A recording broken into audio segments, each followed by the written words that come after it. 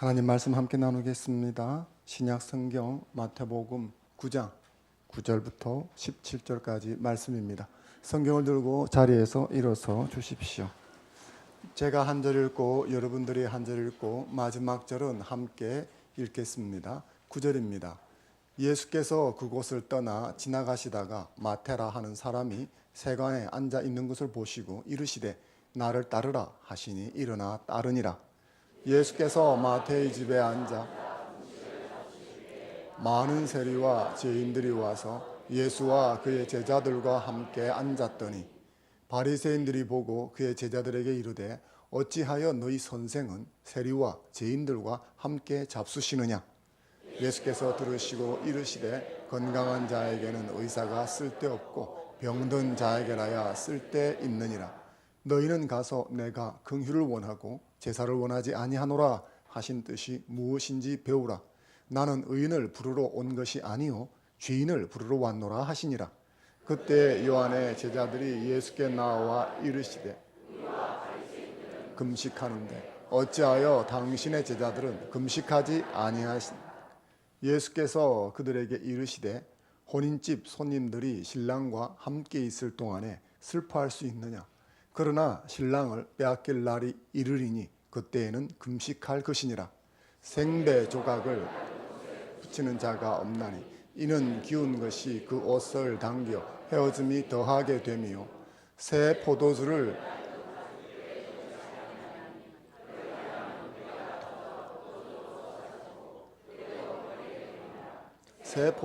새 부대에 넣어야 둘이 다 보존되느니라. 아멘. 예배 오신 여러분을 주의 이름으로 환영합니다. 옆 사람하고 인사하겠습니다. 샬롬 축복합니다 하면 인사해 주십시오. 앞뒤로 인사하겠습니다. 샬롬 잘 될 겁니다 인사해 주십시오.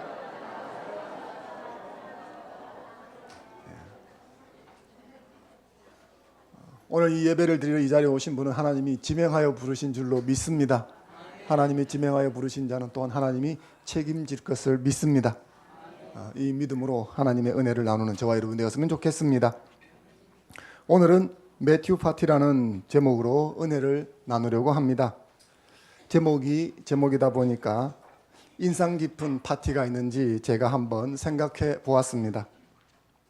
그런데 파티에 불러주는 사람도 없고 참석해 본 적도 별로 없어서 인상 깊은가 어떤가 따져볼 필요가 별로 없었습니다. 여러분들에게는 인상 깊은 파티가 있는지 모르겠습니다. 저는 참석을 잘 안 해보아서 모르겠는데 참석은 안 했지만 그래도 인상 깊은 파티가 있는가 생각을 해보니까 대뜸 떠오르는 파티가 하나 있었습니다. 저에게 인상 깊은 파티를 소개하도록 하겠습니다. 영상을 하나 보시겠습니다.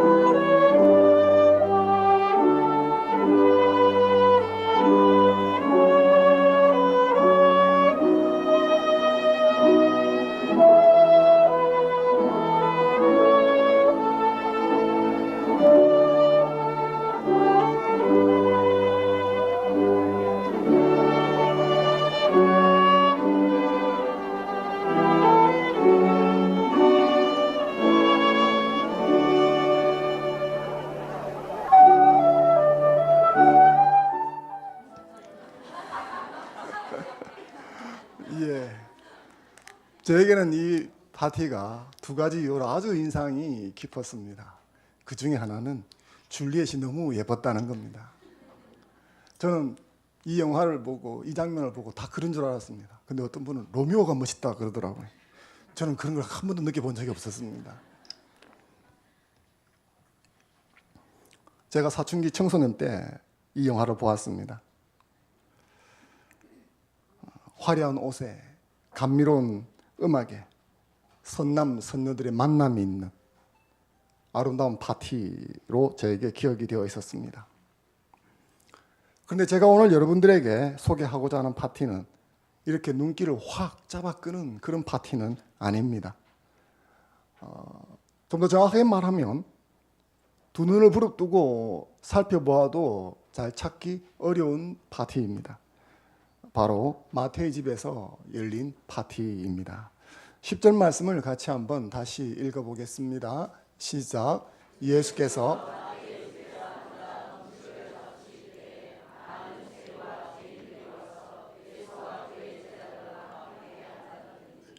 마태의 집에서 예수님이 식사를 하셨다 이렇게 되어 있죠. 이 구절만 보면 파티라는 것을 잘 알기가 어렵습니다.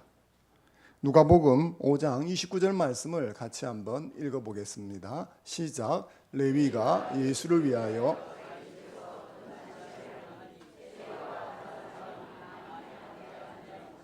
아멘. 여기 레위는 마태입니다. 마태는 레위나 마태 두 가지 이름을 가지고 있었습니다. 그가 예수님을 위해서 큰 파티를 열었다 이렇게 되어 있죠. 이 구절을 같이 읽어보아야만 마태의 집에서 파티가 열렸구나 하는 사실을 알 정도입니다. 줄리엣 가문에서 열었던 로미오와 줄리엣의 세계적인 만남이 있었던 그 파티와는 비교할 수가 없는 것처럼 보여집니다. 화려한 옷도 감미로운 음악도 아름다운 선남 선녀도 등장하고 있지 않습니다. 하지만 이 마태의 집에서 열렸던 파티는 아주 중요하고 아름다운 파티였습니다. 그것은 제가 금방 영상으로 보여드렸던 로미오와 줄리엣에서 나오는 이 파티가 가지지 못하는 아름다운 세 가지를 가지고 있기 때문입니다. 오늘 제목을 매튜 파티라고 했는데 마태를 영어식 발음으로 하면 매튜가 되었습니다. 마태는 어떤 사람이었을까요? 9절 말씀을 같이 한번 읽어보겠습니다. 9절 시작. 예수께서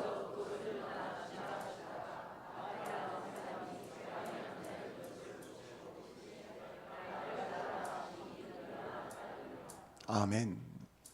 마태는 예수님의 12 제자 중에 한 사람입니다.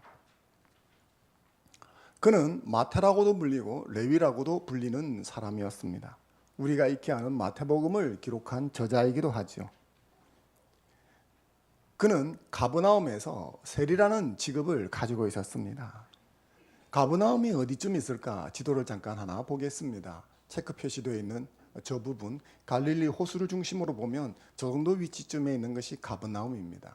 이걸 이스라엘 땅 전역으로 좀 합한 지도를 보면 저 정도쯤에 있다. 그래서 저 가버나움은 지중해 바다죠. 바다와 내륙을 연결하는 교통의 요지였다고 합니다. 교통의 요지였기 때문에 상인들이 많이 다니고 있었습니다. 그래서 그 상인들을 대상으로 세금을 징수하는 아주 중요한 도시였습니다. 상인들에게 세금을 징수하기 위해서 세관을 만들어 놓고 그곳에 세리를 배치를 해서 세금을 걷었습니다. 그렇게 해서 거친 세금들을 로마 제국에 갖다 바쳤죠. 가버나움 세관에 근무하던 세금 공무원, 세리가 바로 마태였습니다. 그런데 마태가 세리로 근무할 그 당시 세리에 대한 유대인들의 인식은 창녀와 같이 몹쓸 죄인으로 보고 있었습니다. 창녀란 우리가 익히 아는 대로 돈을 받고 남자에게 웃음과 몸을 파는 여인이죠. 사회적 인식이 아주 좋지 않습니다. 지금도 마찬가지죠. 사람 취급을 제대로 받지 못합니다. 그런데 세리가 그와 같은 취급을 받았습니다. 그 이유는 세리가 로마의 앞잡이였기 때문입니다. 우리나라 예전에 일본의 압제를 받을 때 주로 독립운동을 하던 사람들을 잡아가던 계층이 일본의 경찰들이죠. 순사라고 그랬습니다. 여러분이 사극 같은 것을 보시거나 영화를 보시면 이 순사 앞에는 꼭 조선 사람이 있었습니다. 그래서 그 사람이 형사인 것처럼 돌아다니면서 행세를 막 하죠. 그 사람들을 보고 우리가 손가락질을 하면서 친일파, 매국노 뭐 그렇게 말하지 않습니까? 유대 사회에서 일본 순사의 앞잡이 같은 역할을 하던 것이 바로 세리다, 이렇게 보시면 되겠습니다. 로마는 식민지를 만들어 놓고 세금을 걷어가는데 로마 시민이 세금을 걷게 하지 않고 그 식민지 주민을 세금 공무원으로 세웠습니다. 그러면 원성이 로마에 오는 것이 아니고 일단 이 식민지 주민, 세금 징수하는 사람에게 먼저 가는 거죠. 누가 그런 일을 하려고 하겠습니까? 그래서 로마는 그 징수하는 사람에게 특별한 권한을 하나 주었습니다. 그게 뭐냐면 로마에 바칠 세금 플러스 알파를 거둘 수 있는 권한을 주었습니다. 만약 로마에 100을 바쳐야 한다. 그러면 로마의 권력을 등에 업고 로마의 군대를 동원해서 200을 걷든 300을 걷든 400을 걷든 상관하지 않았습니다. 100만 갖다 바치면 200을 더 걷어서 자기 주머니에 집어넣어도 아무 상관하지 않았습니다. 그러다 보니까 세리를 하려고 하는 사람들이 나타난 것이죠. 그리고 그들은 돈을 더 벌기 위해서 100만 걷는 것이 아니라 200, 300을 걷어서 자기 주머니에 집어넣었습니다. 그러니 유대인들이 이 세리를 좋아하겠습니까? 로마도 밉지만 로마의 앞잡이를 하는 이 세리가 너무너무 미운 거죠. 더군다나 이 세리들이 부자나 잘 사는 사람들에게만 그렇게 많이 받는 게 아니고 가난한 사람에게도 똑같이 뺏어가는 거예요. 그러니 더더욱 피도 눈물도 없는 족속으로 보이는 겁니다. 이런 평판을 받던 직업을 가진 사람이 마태였었습니다. 그가 세관에 앉아서 근무를 하고 있을 때 예수님이 그를 부르신 거죠. 그를 불러서 예수님의 제자를 삼으셨습니다. 이건 있을 수 없는 일이 일어난 거죠. 그런데 그 일이 가능했던 것은 예수님이 마태와 같은 죄인들을 불러 구원하기 위해서 오신 분이시기 때문입니다. 마태가 자신의 집에 파티를 열었습니다. 자신과 같은 세리들을 불렀죠. 그곳에 예수님이 참석하셨습니다.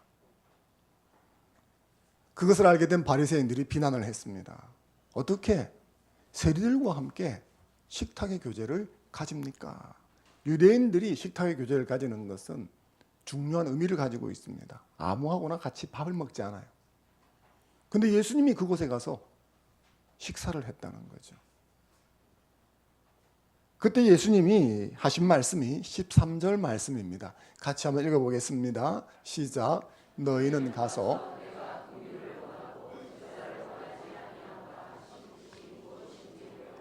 나는 아멘. 나는 의인을 부르러 온 게 아니다. 건강한 사람에게 의사가 필요하냐? 아픈 사람에게 의사가 필요한 거지 않냐? 그런 것처럼 나는 죄인을 부르러 온 것이다. 예수 그리스도는 죄인을 불러 의인 만들어 주러 오신 분이십니다. 죄인에게 생명을 주기 위해 오신 구세주이십니다. 그랬기 때문에 마태가 예수님의 부름을 받을 수 있었던 거예요. 만약 예수님이 의인을 찾으러 오셨다면 세관에 앉아있는 마태를 결코 부르시지 않았을 겁니다. 마태는 직업이 세리였습니다. 그건 그 당시 유대 사회에서 마태는 구제불능이야 라는 평가를 받는 사람이었다는 거죠. 근데 그가 구원에 참여하게 되고 심지어 예수님의 12사도 중에 하나가 되었습니다. 이것은 죄인을 긍휼히 여기시는 예수님으로 인해 일어난 전적 은혜인 줄로 믿습니다. 그 예수님이 저와 여러분들을 부르셨습니다. 죄인을 부르고 병든 자를 고치러 오신 예수 그리스도, 그분이 우리의 주님이십니다. 생각해 보십시오. 우리의 주님이 의인을 부르러 왔으면 어떻게 되었을까? 저희 중에 몇이나 오늘 이곳에서 예배를 드릴 수 있겠습니까? 우리 중에 거의 대반은 의인이 아니죠. 그럴듯하게 옷을 입고 가꾸고 있지만 우리 내면이 얼마나 쓰레기 같은가 하는 것을 제일 잘 아는 사람이 자기 자신이지 않습니까? 그런데 주님께서 그 내면을 다 꿰뚫어 보시는 주님께서 의인을 찾으러 왔다. 그러면 나는 안 되는 거죠. 우리는 의인보다 죄인에 가깝고 건강하기보다는 병들어서 골골하는 상태가 더 많기 때문입니다. 하지만 정말 감사하게도 예수님께서는 나 같은 죄인을 위해서 오셨다. 그렇게 말씀해 주고 있습니다. 그것이 복음인 줄로 믿습니다. 나는 죄인을 부르러 왔다. 의인인 척 안 해도 되는 거죠. 나 같은 죄인을 위해서 주님 이 땅에 사람 몸을 입고 오셨고, 나 같은 죄인을 위해서 주님이 십자가에 죽으시고 부활하신 줄로 믿습니다. 마태에게는 이 구원의 주님에 대한 감사가 있었습니다. 예수님의 부르심에 마태는 기다렸다는 듯이 일어납니다.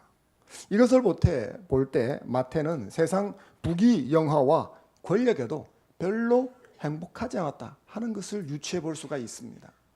오늘도 그렇지 않습니까? 누군가에게 예수를 믿으세요 권하는데 세상이 너무 행복하면 그 말이 잘 안 들어가지 않습니까? 마태 자신의 삶이 행복하고 즐거웠다면 아마 예수님께서 나를 따르라 하는 말씀에 이렇게 반응하지는 않았을 거예요.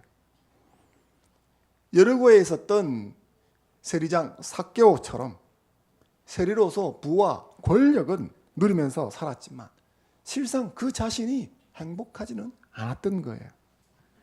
마음 깊은 곳에는 갈증이 있었던 거죠.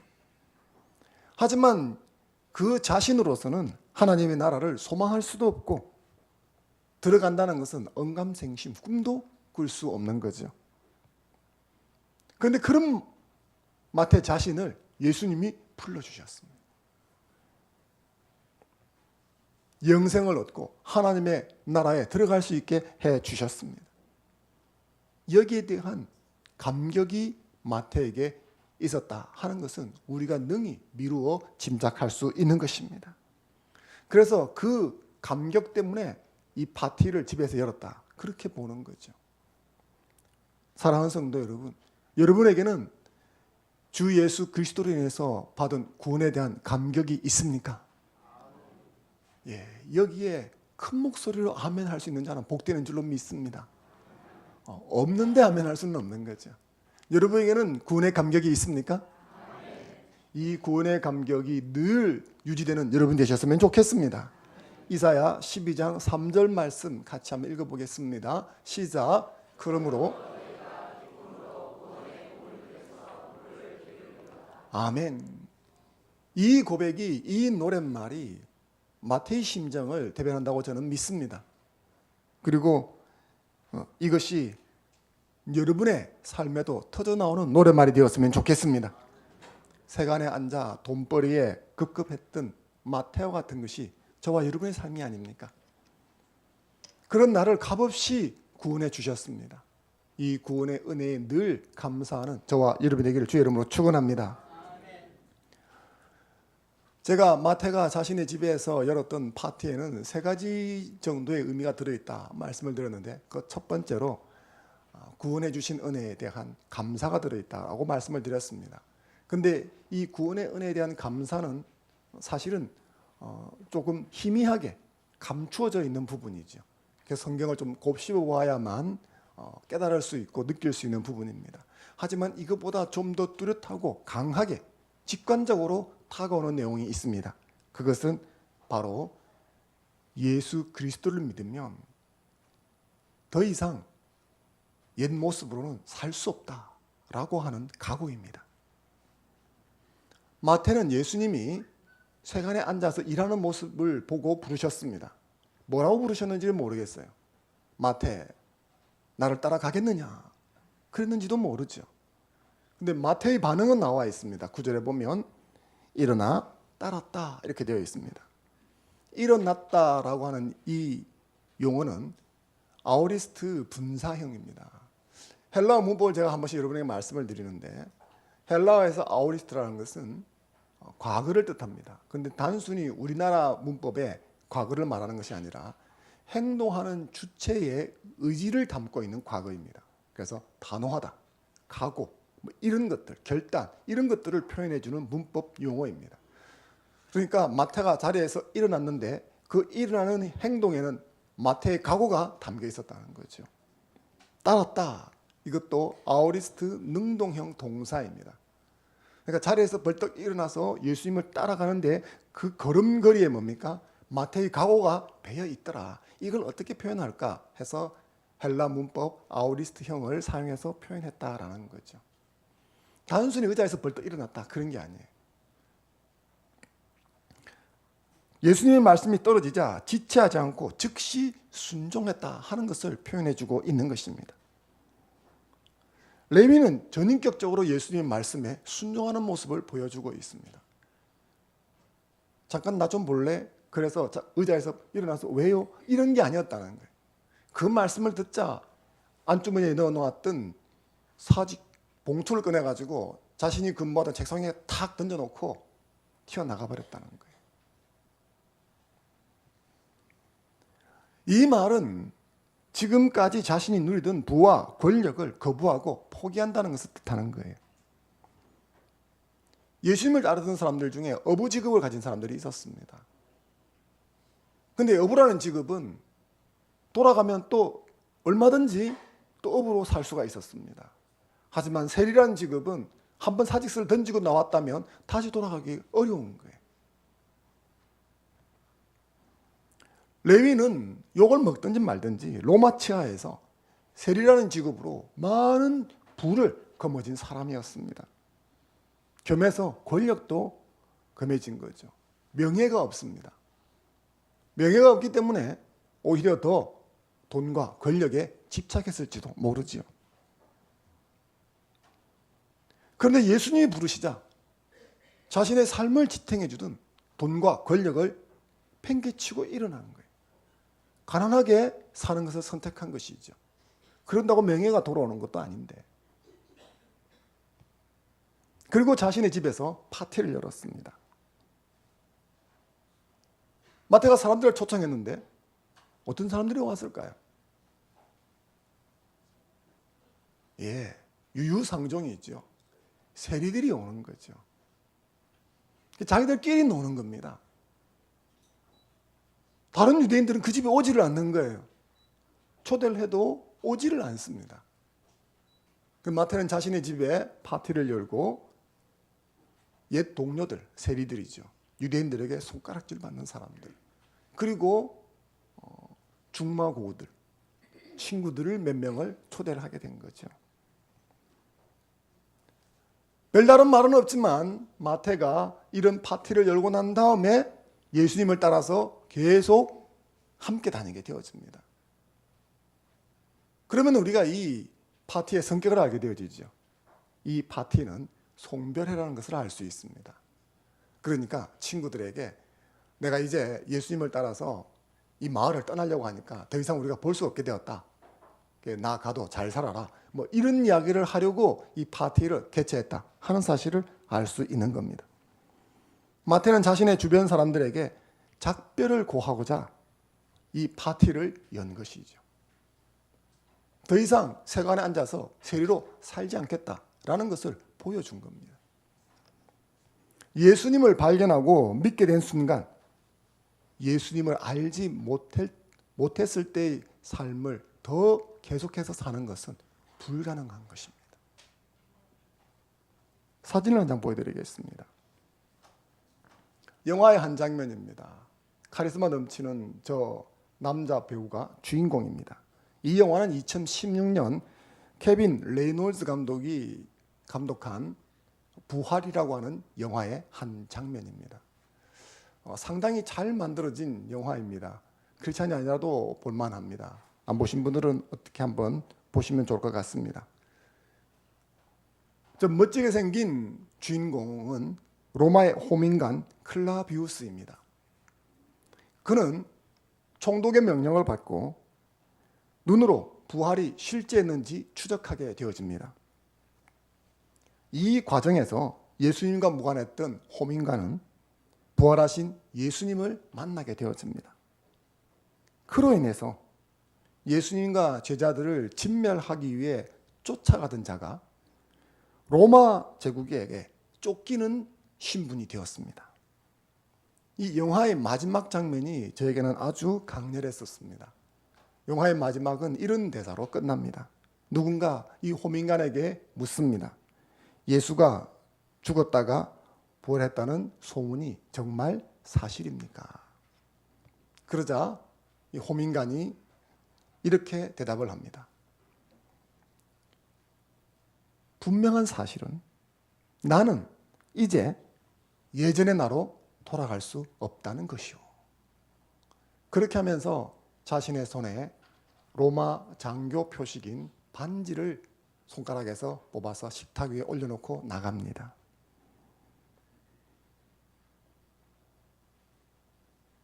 내가 예수님이 부활했다 말한다고 해서 당신이 믿을는지 안 믿을는지 나는 잘 모른다.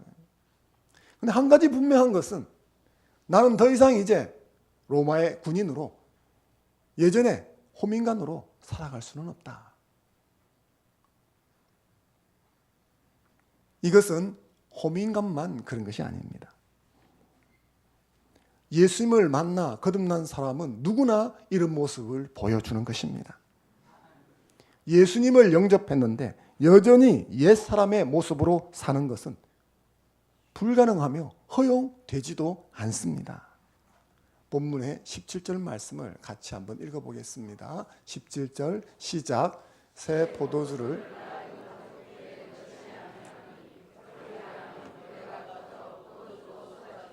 부대도 새 포도주는 새 부대에 넣어야 둘이 다 보존되느니라. 아멘. 요한의 제자들이 금식에 대해서 예수님께 질문하셨을 적에 예수님이 하신 말씀이 이거죠. 새 포도주는 새 부대에 넣어야 한다. 새 포도주는 예수님 혹은 예수님의 교훈 뭐 그런 것들을 상징한다고 할 수 있죠. 새 부대는 새로운 가치관, 새 사람 이런 것들을 뜻하는 것입니다. 낡은 부대는 유대교 혹은 옛사람 뭐 그런 가치를 뜻하는 거죠. 실제로 낡은 가죽 부대에다가 발효되지 않은 새 포도주를 담으면 포도주가 발효하기 시작하면서 팽창하다가 어느 순간 되면 이 낡은 가죽 부대가 견디지 못하고 빵 하고 터진다고 합니다.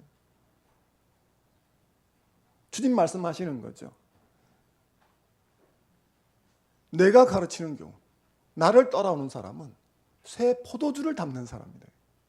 그런데 그것을 낡은 가죽 부대에는 담아 놓을 수가 없다. 그래서 나를 따르는 사람은 새 가죽 부대가 필요하다. 마태의 예를 들면 바로 이것이죠. 예수님을 만났는데 여전히 세관에 앉아서 세리로서 돈을 많이 벌고 권력을 휘두르면서 예수님을 쫓아가는 삶을 산다. 불가능하다라는 거죠.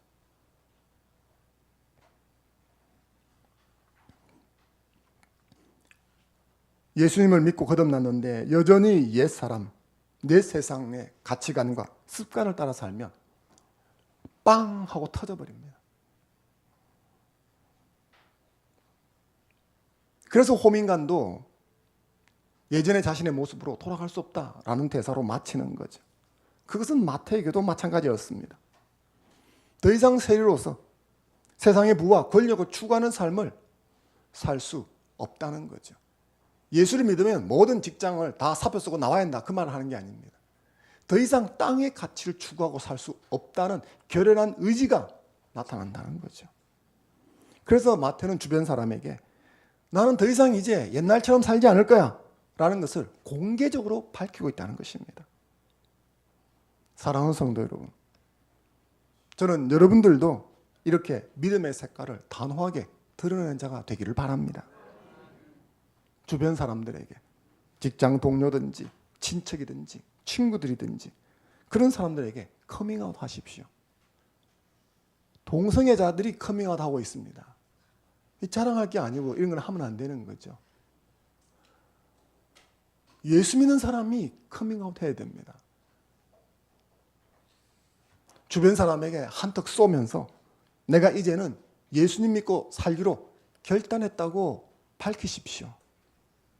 그래서 더 이상 이제는 밤문화, 술문화, 화투문화 이런 거 따라다닐 수 없다. 그렇게 선언하십시오. 아멘 하신 분은 복이 있을 줄 믿습니다.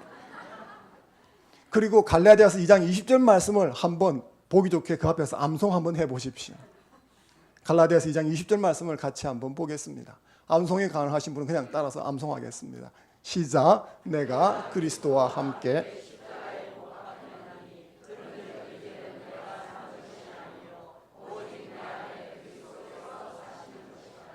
이제 내가 육체 가운데 사는 것은 나를 사랑하사 나를 위하여 자기 자신을 버리신 하나님 아들을 믿는 믿음 안에서 사는 것이라. 아멘.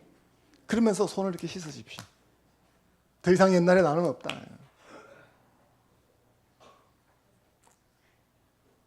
더 이상 익명의 그리스도인으로 살지 마십시오. 익명의 그리스도인으로 사신 시간이 오래되면 커밍아웃 하는데 용기가 많이 필요합니다. 하지만 커밍아웃 하십시오. 이번에 교회에서 화평 이후 초청 잔치를 합니다. 커밍아웃 할 수 있는 좋은 기회지 않습니까? 나 사실은 예수 믿고 사는 사람이다. 내가 그동안은 주저해서 말을 못했는데 이제 확실하게 하려고 하니까 음주 가무에 날 부르지 마라.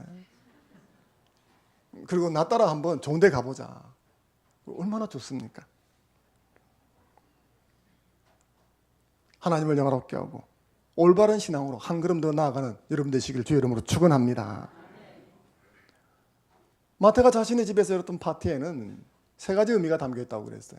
첫 번째는 구원해 준 은혜에 대한 감사가 담겨 있고, 두 번째는 더 이상 옛날처럼 살지 않겠다는 각오가 담겨 있고, 그런데 이 두 가지보다 더 뚜렷하고 강하게 담겨 있는 것, 그것은 바로 사람에 대한 사랑입니다. 마태는 자신의 집에서 파티를 열었습니다. 이건 사적인 모임이라는 거죠.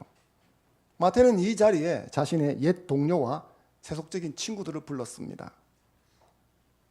정확히 알 수는 없지만 바리새인들의 평가에 의한다면 당시 유대 사회에서 평판이 별로 좋지 않은 사람들만 모인 거죠. 그리고 마태는 이런 자리에 예수님과 그의 제자들도 함께 불렀습니다. 초대를 했습니다. 마태는 이런 송별회를 통해서 자신의 옛 친구들에게 예수님을 소개하려고 하는 의도를 가졌다 하는 것을 쉽게 짐작해 볼 수 있습니다. 마태의 이런 의도가 얼마나 적중했는지 우리는 잘 모릅니다. 그날 그 파티에 참석했던 사람들 중에 몇 명이나 예수님을 영접하고 믿었을까? 우리는 잘 모르는 거죠. 하지만 마태의 이런 시도는 정말 귀한 것입니다. 그는 예수님을 증거하기 위해서 자신이 활용할 수 있는 모든 것 다 활용하는 것을 보여줍니다. 죄인 취급을 받는 동료 친구들, 세상에서 부귀 영화를 추구하며 쾌락과 유희를 함께 즐겼던 사람들, 이런 사람들이 마태 주변에 있는 사람들이었습니다. 어떤 사람은 보고 돈이 있으니까 참 좋겠구나, 권력이 있으니까 참 좋겠구나, 요건 들어먹지만 그래도 살기는 잘 사네, 그래서 마음 한켠에 부러워했는지도 모르겠습니다. 하지만 그들의 삶의 실상이 어떠한지 마태는 너무나 잘 알고 있었던 거죠. 남들 보기에는 돈을 갈퀴로 끌어모으는 것처럼 보였을지 모르지만 행복하지는 않다는 거죠. 자기 사회에서 욕을 들어먹고 인간 이하의 취급을 받는데 행복하겠습니까? 마태는 그들에게 돈이 필요한 것이 아니라 예수 그리스도가 필요하다는 사실을 알았습니다. 하지만 그들이 자발적으로 예수 그리스도를 만나러 올 확률은 0%인 거죠. 그래서 마태는 그들이 예수님을 만날 수 있는 자리를 만든 것입니다. 마태가 할 수 있는 것이 여기까지였습니다. 마태의 이런 노력은 그가 자신 주변에 있는 사람들을 정말 사랑했다 하는 것을 보여주는 것입니다. 예수님을 만나고 보니까 예전에 자신처럼 살아가는 주변 사람들이 정말 불쌍하게 보인 거죠. 그저 돈 하며 살아가고 있습니다. 마음에 안 들면 권력으로 찍어 누르려고 합니다.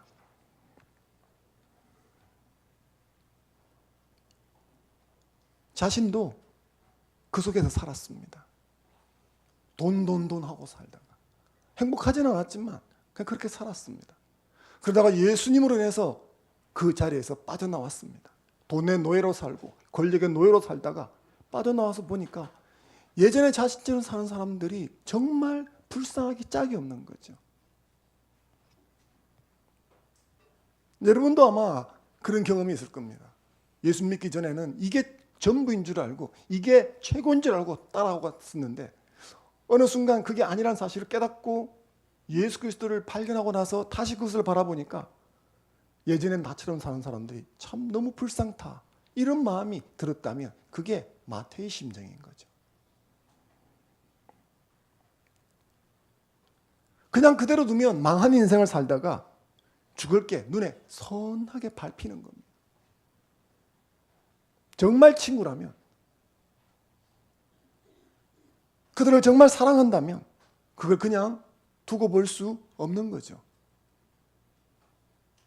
죽든지 말든지 관계가 없으면 사랑하지 않는다면 상관이 없지만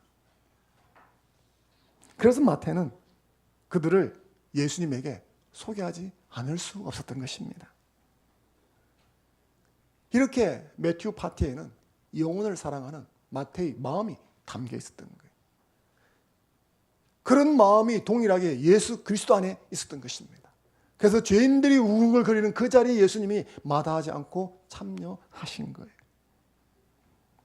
사랑하는 성도 여러분, 저는 우리 모두가 마태처럼 예수님을 소개하고 만남을 주선하는 자가 되어야 된다고 생각합니다.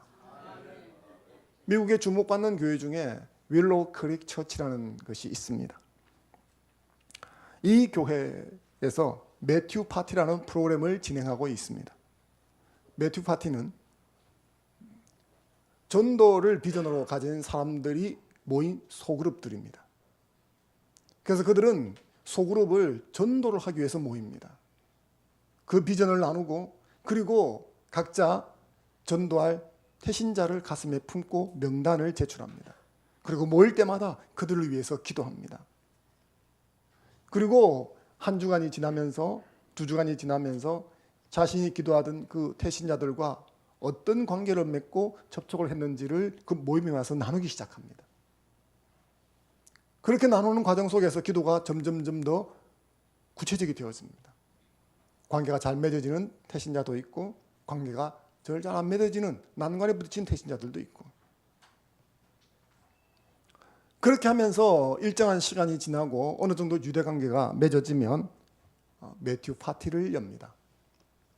태신자를 초청해서 함께 영화 관람하기, 함께 스포츠 직관하러 가기, 함께 저녁 식사하기 등등 그 소그룹에서 여러 가지 아이디어를 내어서 일회성으로 그들을 초청해서 함께 시간을 나누고 즐기는 시간을 갖습니다. 그 시간 속에서 자연스럽게 예수 그리스도를 소개할 수 있으면 소개하고 아니면 다음 기회로 미루고 어쨌든 사적인 모임에 그들을 불러서 그들을 섬기는 그런 일들을 했습니다. 그리고 그 모임을 바탕으로 교회 프로그램에 참석해서 하나님의 은혜를 받을 수 있도록 연결시켰습니다. 윌로우 크릭 처치가 상당히 주목받는 교회로 급성장한 교회였었는데 그 급성장하는 배경에는 이 매튜 파티라는 프로그램이 커다란 역할을 했다고 보고가 되고 있습니다. 제가 생각할 적에 이런 기회를 제공하는 것 하나님께서 정말 기뻐하신다고 믿습니다.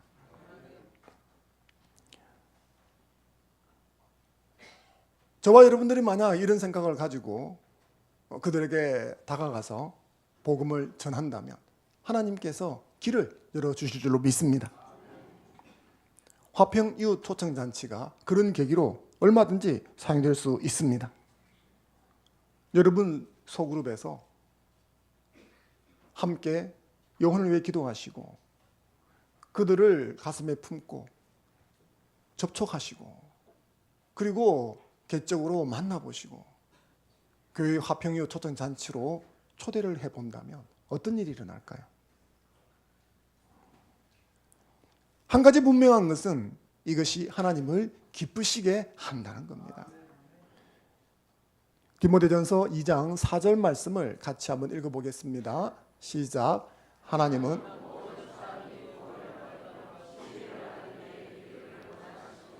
아멘. 이것이 하나님의 마음이기 때문입니다. 사랑하는 여러분, 여러분들이 이런 모임을 제공하고 예수님을 자연스럽게 소개하는 자가 되었으면 좋겠습니다. 그래서 하나님을 기쁘시게 하는 저와 여러분 되기를 주의 이름으로 축원합니다. 제가 초두에 파티를 하나 보여드렸죠. 로미오와 줄리엣이라는 영화의 한 장면입니다. 그 파티가 제가 중학생 때 이 영화를 봤습니다. 이 파티가 수십 년이 지나도 저한테 아주 인상적인 것은 두 가지 때문이었습니다. 하나는 먼저 말씀을 드렸지만 여배우가 너무 예뻐서요. 그리고 또 하나는 노래가 너무 좋았었기 때문입니다. 이 무도회 장면에서 로미오와 줄리엣의 OST가 나오거든요. 한번 같이 들어보겠습니다.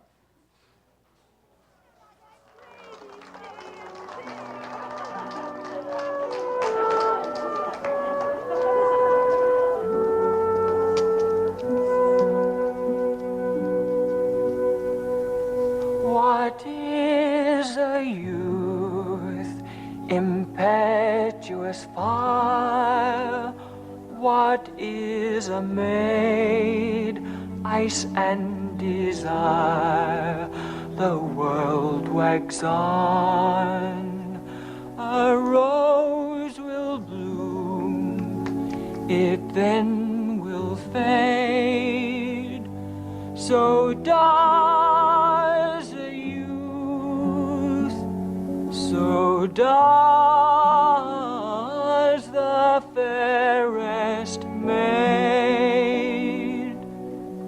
Comes a time when one sweet smile has its season for a while, then love's in love with me. Some they think only to marry, others will tease and tarry. 예.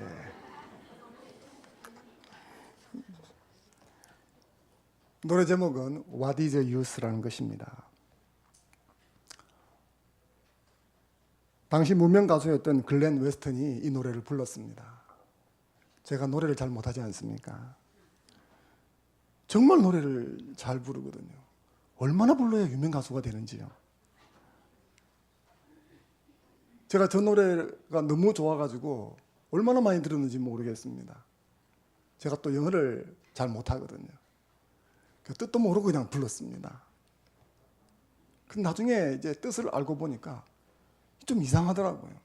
이 파티가 얼마나 화려하고 멋있습니까? 그 노랫말이 이렇게 되어 있습니다. What is yours? 청춘이란 뭔가? Impetuous fire. 맹렬한 불과 같다. What is a maid? 아가씨란 뭔가? Ice and desire. 얼음과 욕망 덩어리다. A rose will bloom. 장미꽃이 피는데 it then will fade. 그건 곧 시든다. So does yours. 청춘도 그와 같다. So does the fairest maid. 가장 아름다운 여인도 그렇게 지고 만다. 가사가 왜 이렇습니까? 허무하지 않습니까? 화려하게 막 춤추고 막 기쁘고 즐거운데 인생은 무상한 거예요. 뭐 이렇게 이야기하는 거죠. 뭣도 모르고 따라 부른 저도 그렇습니다만 화려한 무대를 장식하는 하이라이트 솔로 파트 노랫말이 허물을 노래하고 있습니다. 한껏 젊음을 뽐내고 있는데 그건 순식간에 지나갈 거라는 거죠. 떡하니 가수가 가운데서 그런 노래를 부르고 있습니다. 여러분이 이 장면을 눈여겨보셨는지 모르겠지만 이 노래가 흘러나오는 순간 영화는 로미오와 줄리엣이 눈에 불꽃이 튀면서 서로를 찾아다니고 있습니다. 그러면서 노랫말이 흘러나옵니다. 인생이란 큐피트의 룰이 지배하는 거야. 인생이란 순식간에 지나가고 마는 것이니까 큐피트의 룰을 따라 즐기고 살라고 말하는 것 같습니다. 하지만 정말 인생이 이 노랫말 같다면 인생은 너무 허무하지 않겠습니까? 금방 지나갈 거니까 불꽃 같은 사랑의 몸을 맡기고 이 남자 저 남자 이 여자 저 여자를 찾아다니는 그게 인생이라며. 그런 의미에서 마태의 집에서 열린 파티는 너무나 아름답고 부러운 파티라고 할 수가 있습니다. 줄리엣 집안에서 열린 파티는 화려해도 끝나면 노랫말처럼 허무할 뿐입니다. 하지만 마태의 집에서 열린 파티는 끝나도 진한 여운이 남습니다. 그것은 이 파티가 하나님 나라의 가치를 담고 있기 때문입니다. 줄리엣 집안의 파티는 화려해 보이지만 땅의 즐거움과 기쁨, 권세, 쾌락 등을 추구하고 담고 있습니다. 그래서 추구할수록 허무한 것이죠. 하지만 마태의 집에서 열린 매튜 파티는 구원에 대한 감사, 옛 세상에 대한 결단, 예수님에 대한 증거 이런 것들이 가득 담겨 있습니다. 주님을 기쁘시게 하고 하나님 나라의 가치와 즐거움을 담고 있습니다. 그래서 허무함이나 악취 대신에 아름답고 진한 여운을 남겨주는 겁니다. 사랑하는 성도 여러분, 땅에 있는 즐거움과 야망을 위해서 여러분의 인생을 헌신하지 않기를 바랍니다. 영원한 하나님 나라를 위해서 여러분의 인생을 드리고 헌신하는 자가 되기를 주의 이름으로 축원합니다. 만약 여러분이 영원한 하나님의 나라를 위해서 여러분의 삶을 드리기 시작한다면 하나님은 여러분의 인생을 아름다운 향기로 채워주실 줄로 믿습니다. 다니엘서 12장 3절 말씀을 같이 읽어보겠습니다. 시작.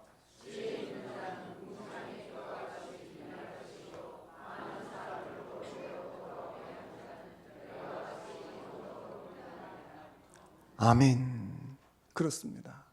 하나님께서 이렇게 저와 여러분을 만들어 주실 줄로 믿습니다. 함께 주신 말씀 붙들고 잠깐 기도하는 시간 갖겠습니다.